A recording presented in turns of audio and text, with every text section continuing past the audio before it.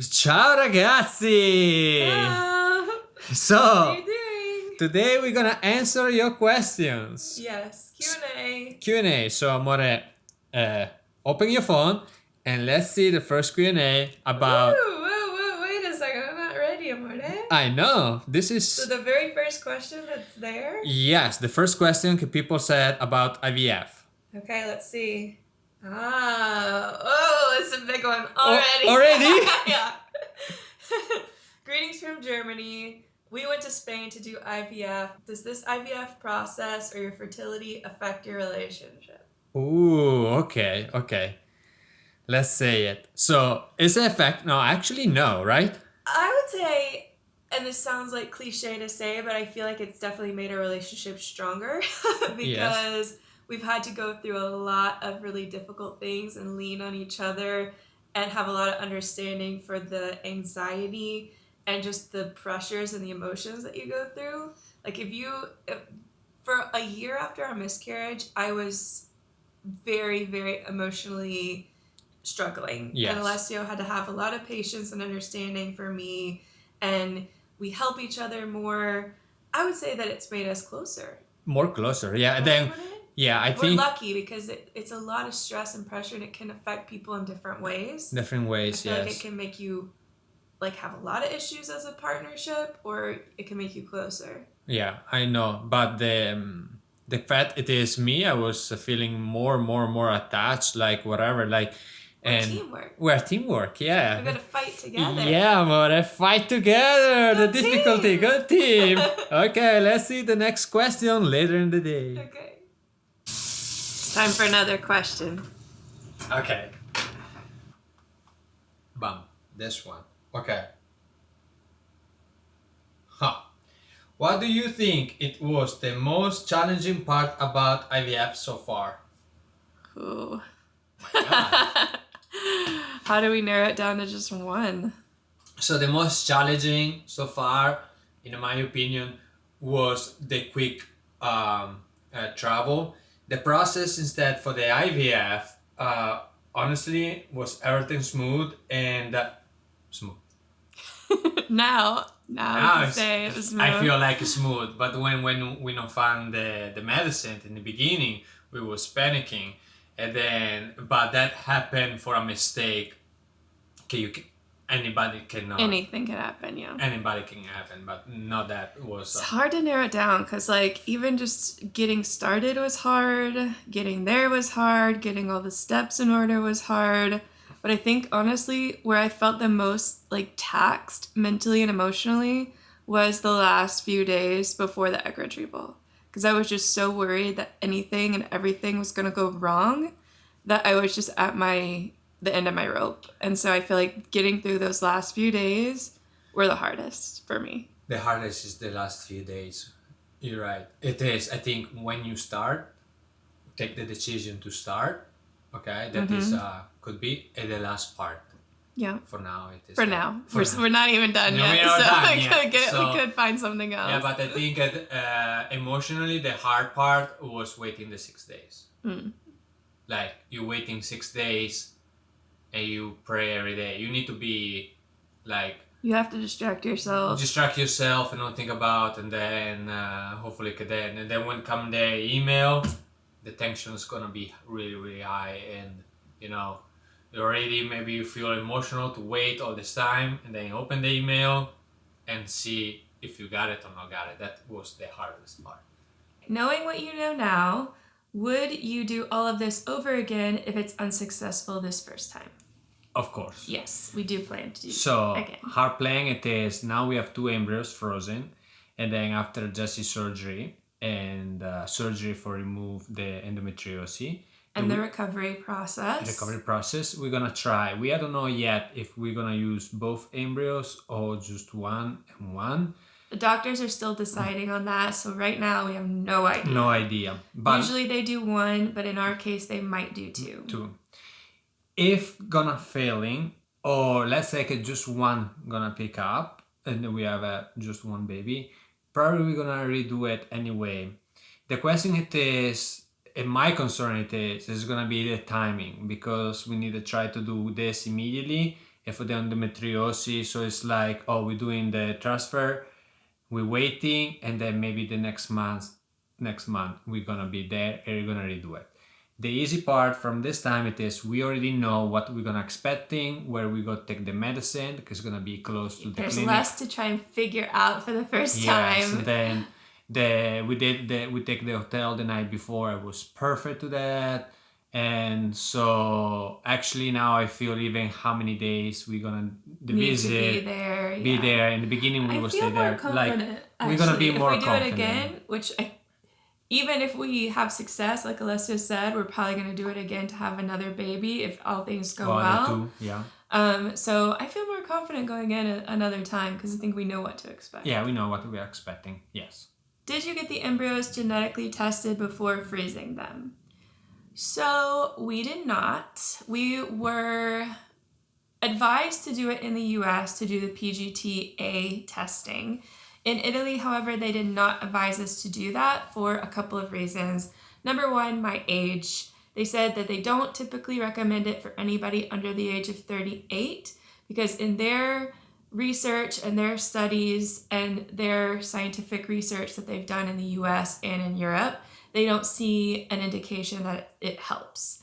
We went... Yeah. No. Yes. There are a lot of different opinions on this, guys. So if you have a different opinion, that's totally okay. Everybody can do what they feel is best for them.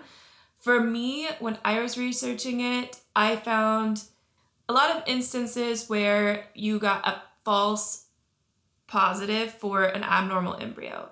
So sometimes when they take the cells to test, they might take some abnormal cells, but the rest of the embryo might be healthy. And in that case, if there's a risk to have a test tell you that the embryo is abnormal, but it's actually normal, I personally did not want to take that risk. Yeah. Like our doctor said, anytime that you conceive naturally, you take a risk that your embryo might be abnormal in some way. Usually they were doing a lot of genetic testing early on to try and reduce the risk of miscarriages because if you have a if you have abnormal chromosomes in the embryo, it can lead to a miscarriage. Now, I don't think that is as necessary. At least that's what they were telling us. The other thing that our doctor told us is that they are now finding that even though you might transfer an embryo that's considered abnormal, during the development process early on, the embryo actually pushes out the abnormal cells and brings in all of the good cells for the embryo, and the placenta can have the abnormal cells. Even with pregnancies that have been successful, they've tested the placenta afterwards and found abnormal cells in the placenta. So because there were risks of having it give us a false indication, they told us. We said it's not for us. It's not for us. So we don't know. We don't know, but here come, in my opinion, when we choose Italy, respect the United States. I hope this not offend nobody, but then when we try to figure out in US situation, I was feeling talking with Jessi, I was like a customer. Like, oh, I can buy you, I can sell you this. When I have my opinion with Italy, not because it was Italian, but because actually the place is Spanish in Italy with Italian doctors, okay? So I have a communication like we try to do the best and not necessary to do this if it's this. Try always take care of Jessi. When they was talking, I liked so much because I was trying to figure out Jessi health first and then everything else. And then for these circumstances was even for that, we try to figure out what is the best. They don't give us extra medicine if not necessary. If you don't need this, if it's not necessary. So, in my opinion, what I try to say it is there I was feeling more here I was feeling more, oh, I need to a customer, like you have to have this because you selling, and over there no one was like that. So this no means that everybody in Italy is like this and United is this. No, just it is our personal experience where I been That was my gut tell me, and then I like more that Right. approach. No, but they didn't want to do anything that was unnecessary.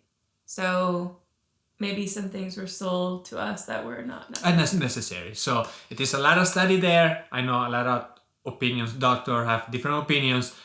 You need to go with what you comfort with. I'm That a is it. huge proponent of doing a ton of your own research, getting a lot of second opinions, comparing everyone's opinions, and then deciding what works best. Fill your gap. So our 2 little embryos have not been genetically tested. We don't know.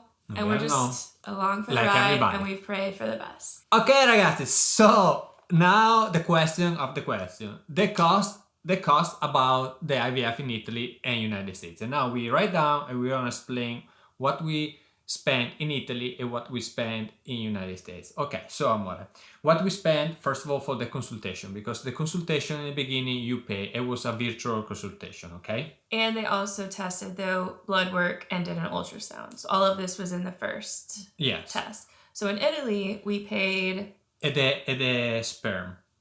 Yes, your sperm test. So in Italy, we paid 140 euro. And in the US, it was $350 for the ultrasound, $250 for the first appointment, so $600. Then we tested our blood. So we did a lot of blood work. A lot of people were asking, did we do genetic compatibility tests? Yeah. We did that. We did karyotyping. We had to do a lot of sexually transmitted diseases. I had to do my thyroid test. There were a lot of blood tests. A lot of blood tests. So in Italy, Alessio's blood work cost 700 euro. Mine cost 1,000. And if we had done everything in the US, Alessio's would have been about $2,000. Mine would have been about $3,000. $3,000, yes. Without going over the top, like you can make specific. This is like we tried to get the most basic stuff that we could. Well, technically the doctor told us just do the basic. They told actually there just do the basic, because when they do the interview, they're gonna ask you if you have in the family some diseases. So in base your answer, based what you know, they can decide, okay, you can do this test, okay, you do this. Right. To us, they said, okay, from your history, go to the sample, and then work perfectly. Yes. Then, do you want to break down what was all included in our packages? Because it was the package for egg retrieval and transfer to get there. So that was what was total $5,000, 5,000 euros, sorry. And in United States was $14,500. And that included the egg retrieval surgery, all of the visits where they monitor your follicle growth with the ultrasounds. It included in Italy, it included the anesthesia, but in the US, they had an additional $650 charge for anesthesia. Yes. It included the making of the embryos in the lab. In Italy, it included ICSI, but if we had done ICSI in the US, it would have been an additional charge. Yeah. It includes for both a year of storage for the embryos, and it includes the frozen embryo transfer. Yes. Then, what was? Our medicines. Oh, the medicine. The stimulation medicines. Well, think about this. Our medicine costs $1,600, but we have even the discount. Euros. We have the discount. Because the pharmacist give us he removed some his profit for give us a discount, because he was... so nice. So he was so shocked for how much we was need to pay, and then he said he I don't remember, it was 100 to 200 euros less, and he that's it. But you need a calculation $1,600. Right. Okay. And then in the US, we were quoted for our stimulation meds $5,000 to $7,000. Could probably pay in full. Probably. So I will write here so you guys can see it all. In Italy, we ended up paying 8,440 euro.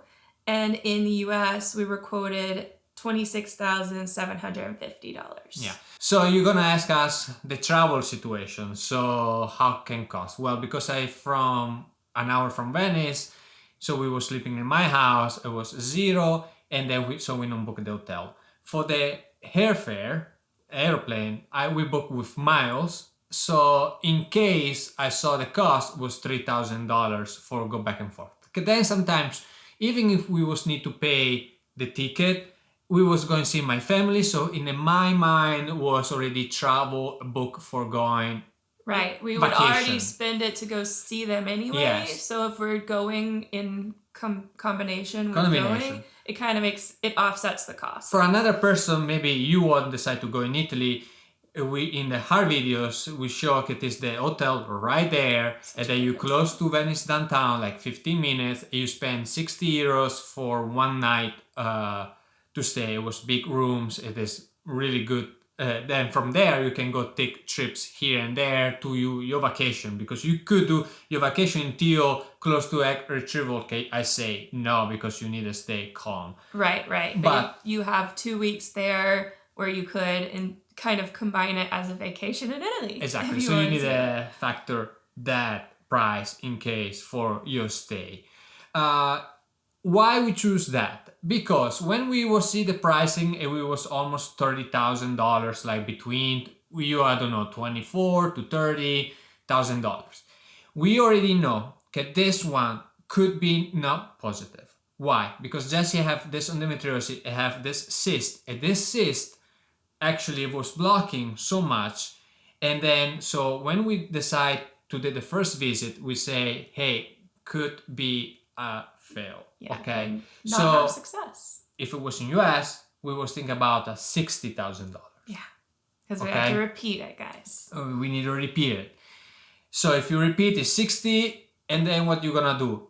I was thinking, if I have $30,000, I gonna spend multiple chances in Italy to arrive that match that price. So at least two, we was matching in two Based on our calculations, we could do three in Italy for the same price. Yeah, as depend the the airfare situation. Right, but yeah, you can go three.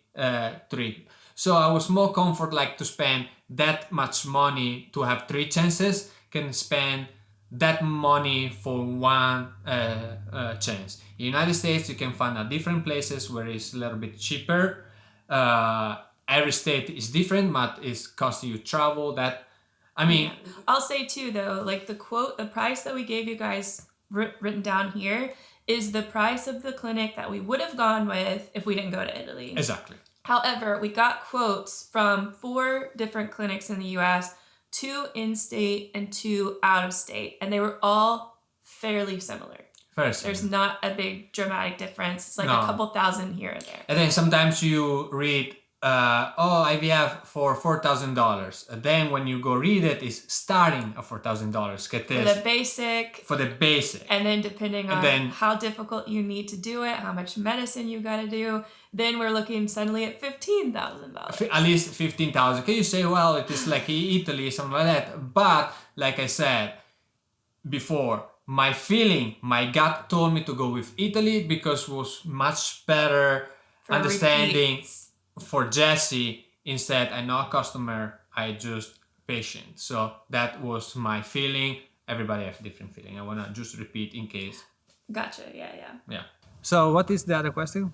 So there have been a lot of questions about my endometriosis, like how did I find out that I had it? What are the symptoms? How is it affecting our fertility? So I'll try to give you guys a quick breakdown. So when I first got diagnosed, I had symptoms of extremely heavy periods and a lot of pain that would put me in the fetal position on the ground. It would wake me up in the middle of the night. It was bad pain. And I also had some gastrointestinal issues like nausea, cramping, diarrhea, all that stuff. So we actually went to the doctor because we thought I had a digestional issue. Yeah. And I was just dealing with my pain because I thought that was normal. And then they did a CT scan and found 2 large cysts on my ovaries. So we ended up doing a really fast surgery because they thought I had cancer. Turns out it was endometriosis. So then fast forward, I continue to have pain, heavy bleeding. Those are probably my biggest symptoms. Yeah, biggest symptoms was that, yeah. I was lucky because I got diagnosed fairly quickly, I guess. Yeah, I guess. However, a lot of people, it can take them like 10 or more years to get diagnosed. So it's important if you think that you have it and your doctor's like throwing you off, get a new doctor, try to go somewhere else. Keep pushing for your own body because you know better than anyone else what you're experiencing. And then if somebody gonna tell you you need surgery immediately, you take a second and first diagnostic if it's endometriosis, because they can do it. But at that time, I think the mistake was they told us it was cancer. So we were scared. It will go through, but the surgery had to be less invasive. So and then with less scar, 'cause then the scars are gonna be another issue later for everything for Exactly. constipation. So you need a surgery. So I suggest my personal go to the gynecologist every year to visit yourself from young age, even if you know nothing. Then if something happened, if you have a surgery, just remember, hold on, I need to figure out what is this thing before, okay? Right. Because if not, you have Because every time you do surgery, it's at a cost too. and then you lose opportunity to have babies too, because they're gonna remove you so much tissue. Somebody remove all the ovary. You don't know who is your surgeon. So we search. Then after that, we need to say, I was gonna say, lucky. talk about my new surgeon, how we found Okay, because they ask you another question about that. So the other question is how you found the surgery. Yeah. So pretty much after for this situation, we decide to, hey, we need to study the situation, and then we find out a lot of surgery. It is actually one in New York. It is Italian. Was Dr. Vidali, and it is specific. He's on Instagram, endometriosis surgeon. Yes, and then we found here in Nashville, Tennessee, Another amazing specialist in endometriosis. I found both of those doctors through a Facebook page called Nancy's Nook. I was on there in 2018. A lot of endometriosis sufferers will get on there and give recommendations of the best doctors. So go there and study, because you need an excision specialist, not just an ablation surgery. It's very important. So on the other side, finding a good doctor, we had to go through a lot of bad doctors first before we found these people. We were determined to find the best doctor for my situation. We had some people who considered themselves specialists, but they were going to try and take out my uterus. They wanted a hysterectomy immediately. They wanted to take out both of my ovaries. There were a lot of things that put up red flags for me. And so I told Alessio, this isn't it. Let's keep trying until we finally found the doctor that we trusted and that had the experience and the education to back it up. Okay, the other question it is? Medicines. Did the shots hurt? Not really. They were a little bit uncomfortable at the beginning when I was learning how they felt, but then afterwards it was really easy to stick it in. It's definitely a mental battle more than a physical battle, at least for the shots that I took. There are some shots that are super painful, the intramuscular ones, but I haven't had to do any of those.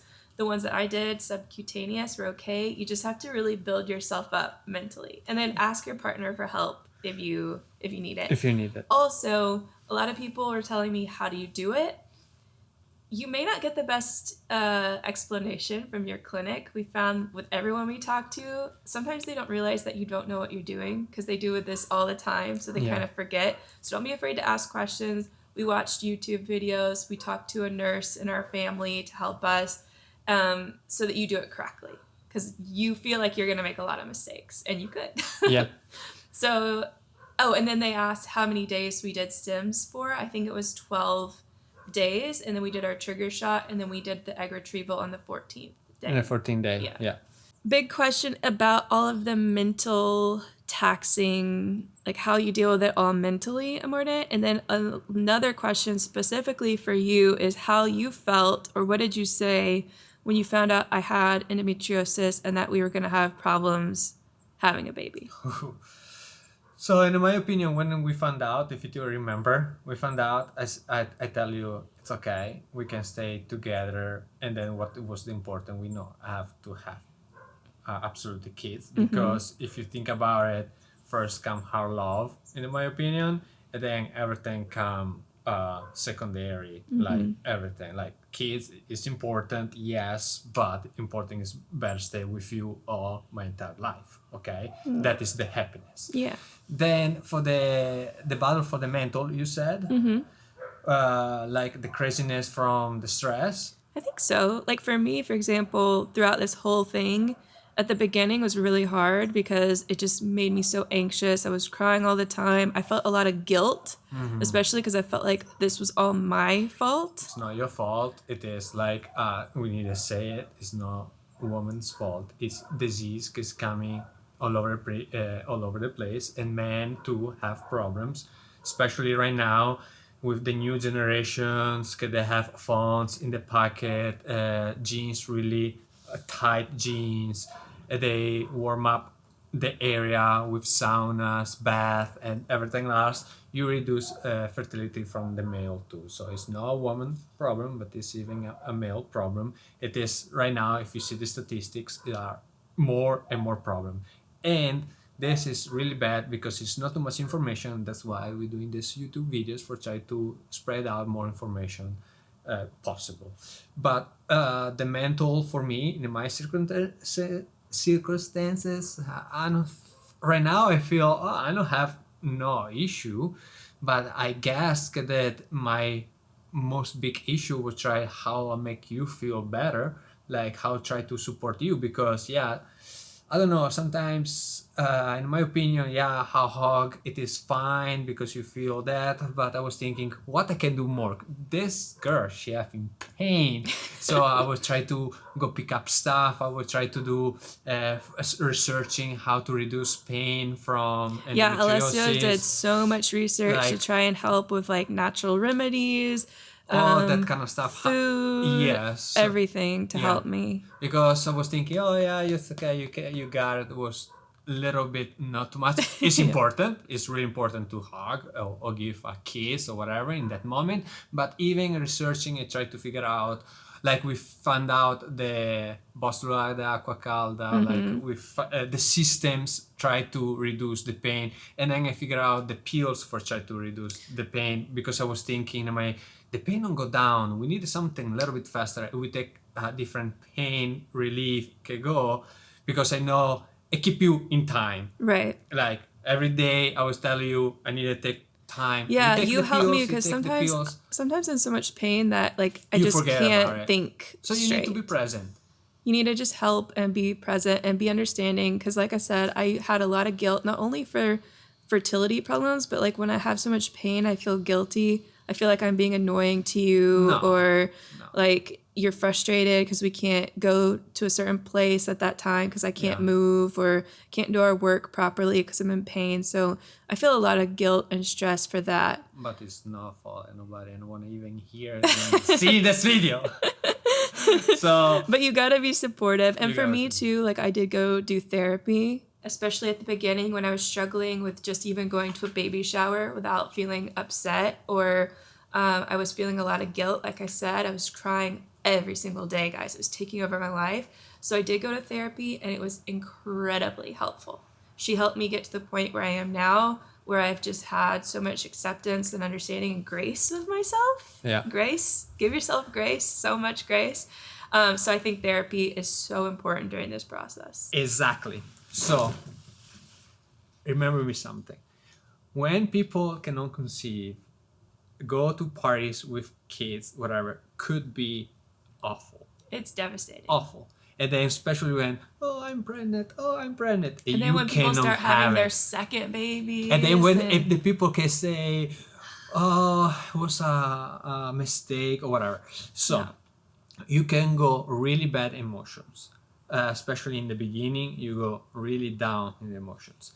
That's why it's another reason why we put this video up there, because a lot of people, they don't know what the couple's suffering. So if we gonna show you really deep, is crying, is sadness, is pain, you sensibilize even your parents, you sensibilize your friends, you sensibilize everybody else, because sometimes it's hard. You go to the party, it is Mother's Day, and then they say, oh, let's take pictures with all the moms, and you cannot conceive, and then in that moment you're gonna be something like that. And sometimes your loved ones, they don't even know what to say to you. They Yeah. know it's a really sensitive situation, so they don't want to say the wrong thing, so they end up saying nothing. Nothing. And then it makes you feel isolated or sad. But I've realized that the only person that you can really control is yourself.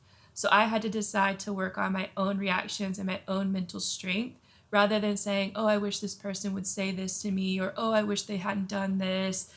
Like, ultimately, hopefully everybody can have understanding and sympathy to the people they know going through fertility issues. But if not, you need to work on your own strength and your own mental state, because you're the only person that you can ultimately control. So if you maybe don't feel, I don't know how you're feeling, because for all the parents or whatever, just know your son or daughter, whatever it is, your friend, know what they need and try to give what they need. If people can don't want to talk about it, don't talk about it in the moment. If it's people can want have some relief, just talk with them. Exactly. And if you're going through it, don't be afraid to tell your loved ones, hey, I don't want to talk about this, and just letting you know so you know how to interact with me. Or, hey, I would love it if you would tell me this when you see me feeling sad, or communicate. Yeah. Because sometimes that's the biggest problem here, is there's a lack of communication from everybody.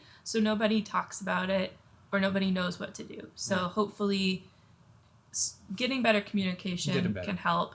And I want to say this too, if it takes you a long time to get mentally stronger with this process, do not be upset. It took me 2.5 years working on this every single day to get to where I am now mentally. Yeah. Now mentally okay? Now we are prepared everything, even don't have kids, okay? We are prepared everything. So give yourself time to work through it, because it is not something that you're just going to get over in a month. Exactly. What is the next question? So they want to know if we did IUI before IVF. And if we did or didn't, what do we think about IUI? So what do you think? We did one IUI. Yeah, we did. This was before we realized that my fallopian tubes were blocked. Yeah. So we thought we still had the chance. They told us to go ahead and go straight to IVF because of my endometriosis. But we were worried about the cost. We said, let's try IUI. It's more affordable. Let's see what happens. We did one IUI. We're totally devastated when it didn't work because we weren't mentally or emotionally prepared for it. So that was the turning point where I said, we are going to step back and release our brains from this whole process for a while. We need to take a step back before we decide what we want to do. For us, once we realized my tubes were blocked, there was no IUI on the table because there's no way for the sperm to meet the egg at that point. Yeah. So for us, IVF was the only option. Yes. But IUI works for a lot of people. So try on your own circumstance and your own financial situation. Exactly. It might be a good choice for you. Exactly. Bonus question. So I put it there. And you know what I'm going to put it there? What? For the men when they go pick up the sperm. Oh. So they're not talking about that.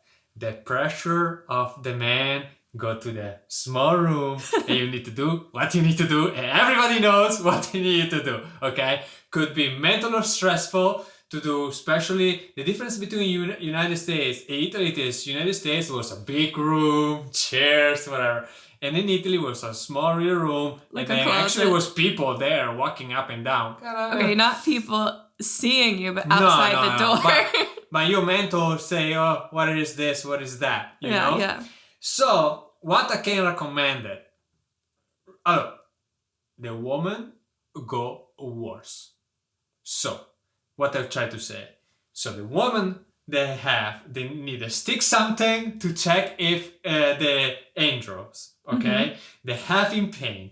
They go in surgery. And they go that, so technically we have the better. Yeah, so suck it up, guys. So, suck it up. And then I understand you feeling maybe a little bit embarrassed or whatever. But just put mentally, hey, I need to do this because it is, I don't know, procreation. I need to do the procreation. Put your ego mental to try to do something like that if you feel really, really, really scared. Because I could understand that this can happen. And that's it. Good tip, though, really. That's something nobody talks about. Now we're talking about, but you can feel pressure to say, hey, people know it's going to go there. Right. But everybody knows. Everybody knows what happened. And then you said, but mentally you need to think about my wife go worse. I had not go that worse. And then just put stuff in your head, try, hey, I need to do that. Gotta do what you gotta do. And move on. Another bonus question, the last one, promise, it is... How many babies we would like to have, and if we care about their genders. Yeah. My answer in my life was 3. Same. But after this whole process... it depends how many embryos. Yeah. If just, let's say, I repeat, we have, a lot of people said, oh, you said we have 7 embryos, you're gonna having 7 kids. And people said, you know how much cost 7 kids, how many rooms you need to have? Yes, I know how much it is costing, whatever. We go move everybody in Italy, it can cost less.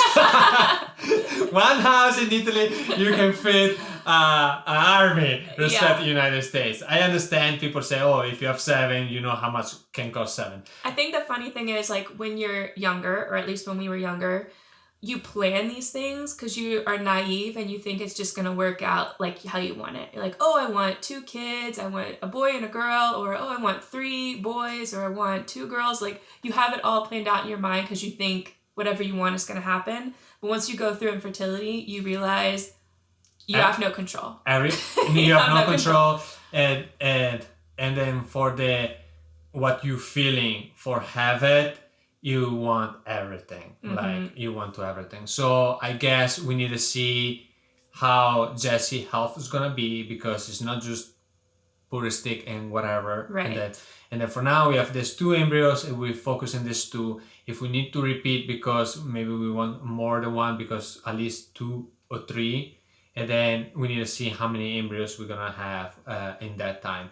For CHR situation, I guess we're gonna have maybe the same number, maybe 3 or 4. Probably. So, and then not always the 3 or 4 they're going through, unfortunately. I wish it was that easy, but the people don't understand that then even if you have an embryo, your chances could be doesn't mean it's gonna 30%, and then maybe one you have 20%, and then 20% maybe got it, and then one you have a 50% don't got it. So yeah, it's hard. It seems like it's just a luck of the draw. It is a lot that you're going to, and then it's a lot to think about it. It's not easy. Oh, you have 2 embryos, you have 2 kids. Oh, you're gonna have triples, and then maybe that one can duplicate, and then you have Gemini. Yeah. I don't know what is gonna be, but we're gonna try. So we took all of our own personal wishes off the table, and we just go step by step here. And for male or female, well, I can guess you whatever. Of course, it's more hard to find male names. Just for joking. It's more hard to find, so it's much better. Yeah, when he says that, he means we can't decide on boy names that we both like, but there are girl names that we both like. We have so many, so if we have 7 girls, it's gonna be easy. Instead of having 7 males, what name we gonna give? Well, Lion, Leone. Alessio Jr.